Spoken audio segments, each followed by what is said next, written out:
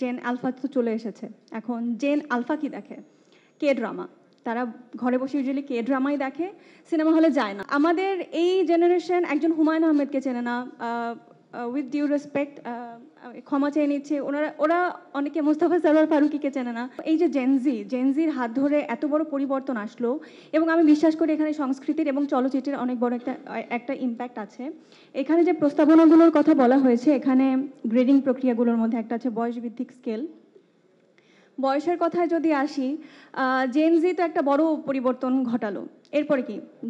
Gen alpha তো চলে এসেছে। এখন জেন আলফা কি দেখে? K drama. তারা ঘরে বসে ইউজুয়ালি কে ড্রামাই দেখে, সিনেমা হলে যায় না।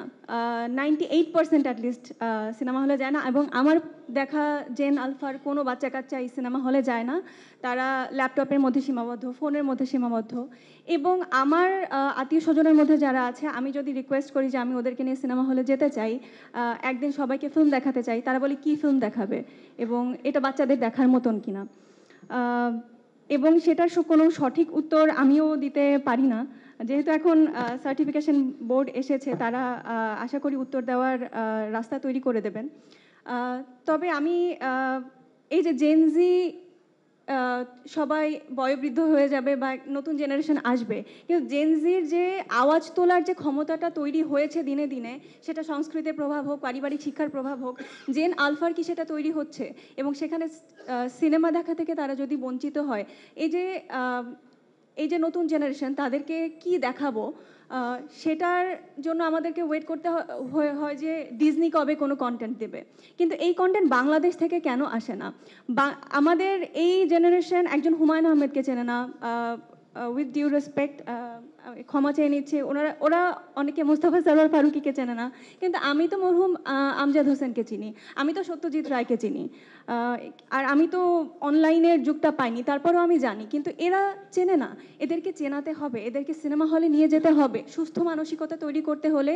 এবং ভবিষ্যতেও যদি কোনো ব্যতিক্রম কোনো বা যদি কোনো কি বলবো প্রতিকূল কোনো পরিবেশ তৈরি হয়, সেক্ষেত্রেও যেন ওরা আওয়াজ তুলতে পারে। সেজন্য চলচ্চিত্র দেখার অভ্যাস ওদের মধ্যে তৈরি করতে হবে।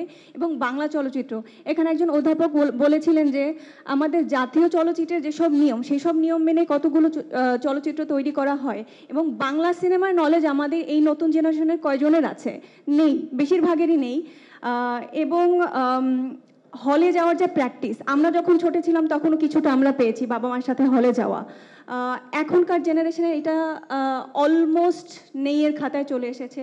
তো এটা আমার অনুরোধ থাকবে, কারণ আমার জায়গা থেকে আমার এই ক্ষমতা এখন পর্যন্ত তৈরি হয়নি যে আমি এক্ষেত্রে কোনো ইম্প্যাক্ট রাখবো।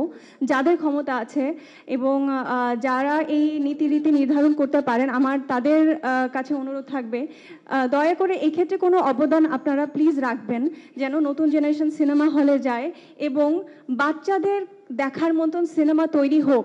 আমাদের দেশে বাচ্চাদের দেখার মতন সিনেমা খুব কম তৈরি হয়, যে জন্য বাচ্চারা হলে যায় না এবং হলে যাওয়ার প্র্যাকটিসটা ওদের মধ্যে নেই, গেলেও বিদেশি সিনেমা দেখছে।